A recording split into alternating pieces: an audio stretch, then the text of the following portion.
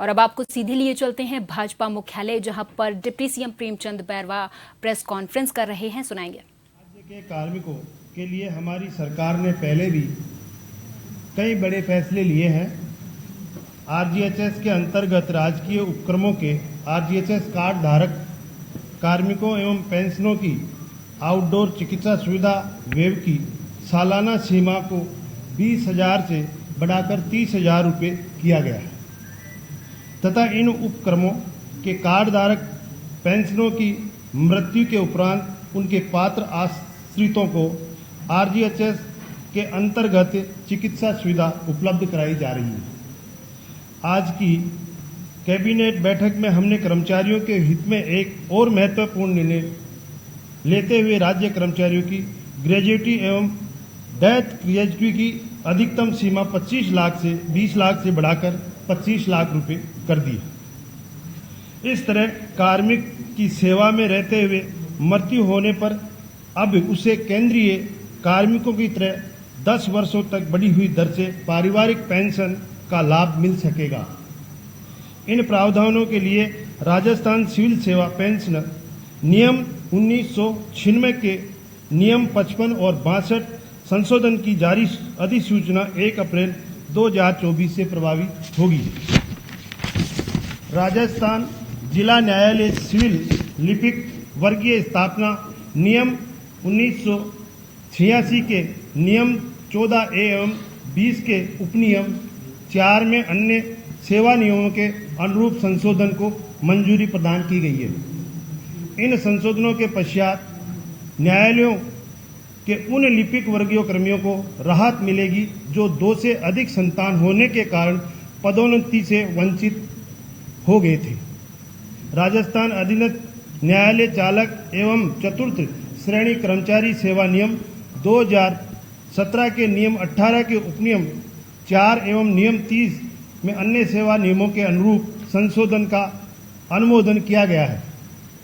इन संशोधनों के पश्चात अधीनस्थ न्यायालयों के चालकों एवं चतुर्थ श्रेणी कर्मचारियों को राहत मिलेगी जो 1 जून 2002 को या उसके पश्चात 2 से अधिक संतान होने के कारण पदोन्नति से वंचित रह गए थे।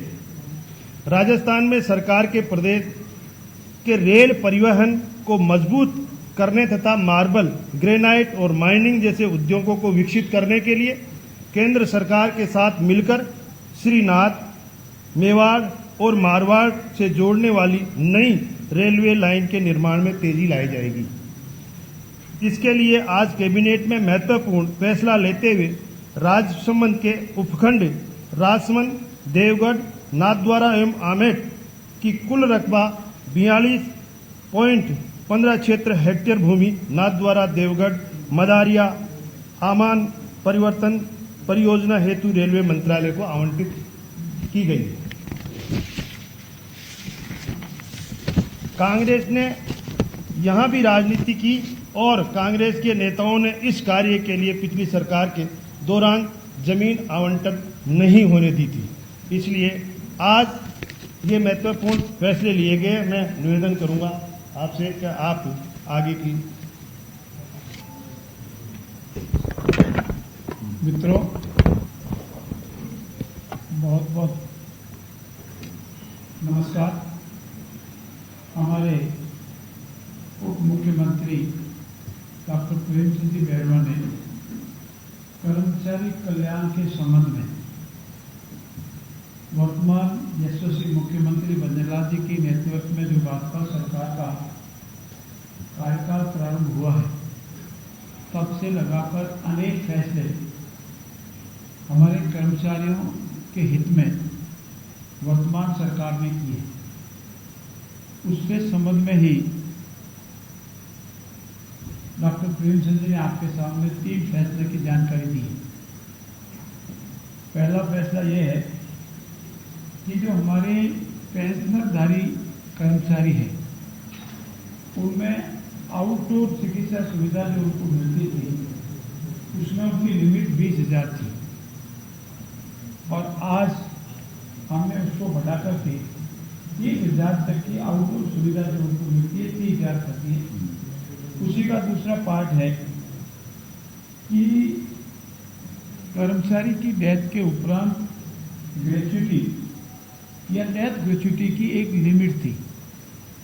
वो जो लिमिट थी वो 20 लाख थी, उसको बढ़ा करके हमने 25 लाख कर दी।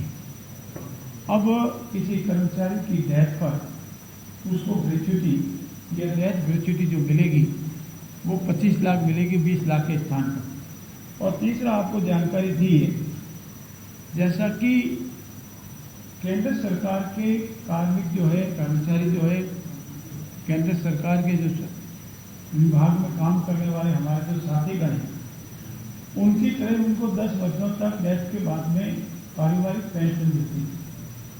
वो सेम स्कीम हमने राजस्थान में लागू की है और हमारे राजस्थान सरकार के कर्मचारियों की डेथ के उपरांत फैमिली पेंशन जो मिलती है वो 10 वर्षों तक बढ़ी हुई मिलेगी। ये हमारे कर्मचारियों के हित में एक ऐतिहासिक फैसले वर्तमान सरकार ने लिए, आपकी कैबिनेट ने अप्रूव किया। और इससे हमारे कर्मचारियों में एक जो बात बार बार आती थी केंद्र सरकार में इतना मिलता है, हमको कम मिलता है, हमने उसी तर्क पर आज ये फैसला किया, इसके अप्रूव किया है।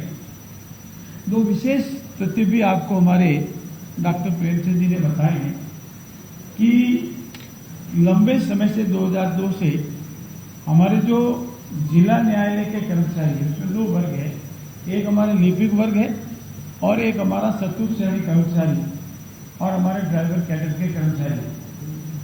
उन दोनों वर्ग के कर्मचारियों को 2 से अधिक संतान होने पर प्रमोशन का लाभ नहीं मिलता था, ये और फायदे नहीं मिलते थे।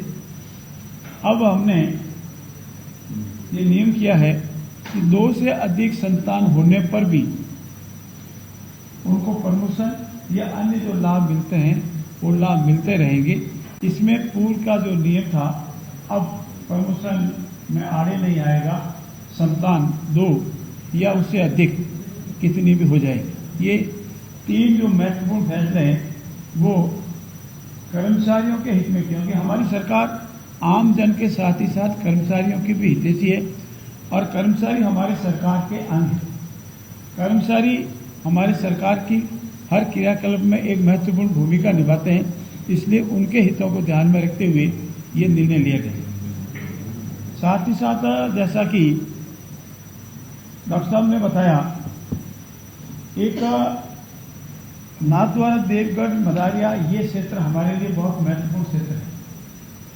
भौगोलिक दृष्टि से भी बहुत महत्वपूर्ण है, प्राकृतिक दृष्टि से भी बहुत महत्वपूर्ण है और ज्योग्राफिकल की भी महत्वपूर्ण है। साथ ही साथ इस क्षेत्र में हमारे बहुत बड़े बड़े मंदिर और मठ आए, तो धार्मिक पर्यटकों के लिए भी बहुत महत्वपूर्ण क्षेत्र है और मैक्सिमम हमारे धार्मिक पर्यटक इस क्षेत्र में आते हैं। परंतु ये क्षेत्र रेल की वजह से थोड़ा वंचित था और रेल में सुविधाएं मिले, परिवहन बढ़े, धार्मिक पर्यटन अधिक से अधिक आवे, माल परिवहन भी अधिक से अधिक हो, इसीलिए इस क्षेत्र में उद्योगों का भी बढ़ावा हो।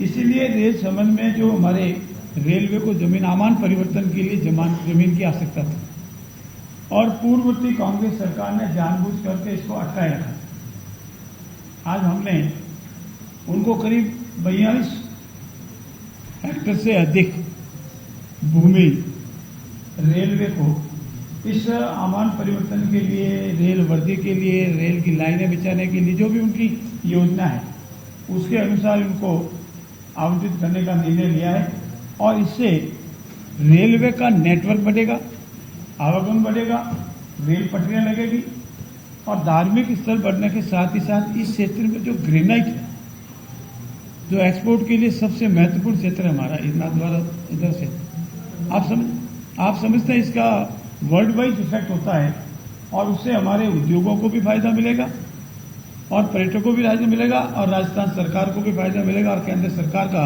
नेटवर्क बढ़ेगा। मित्रों, सौर ऊर्जा हमारे राजस्थान के लिए सबसे महत्वपूर्ण है। हम बार बार आपके सामने आते हैं तो बताते हैं कि हमारा लक्ष्य है कि सन 2025 तक हम हमारे काश्तकारों को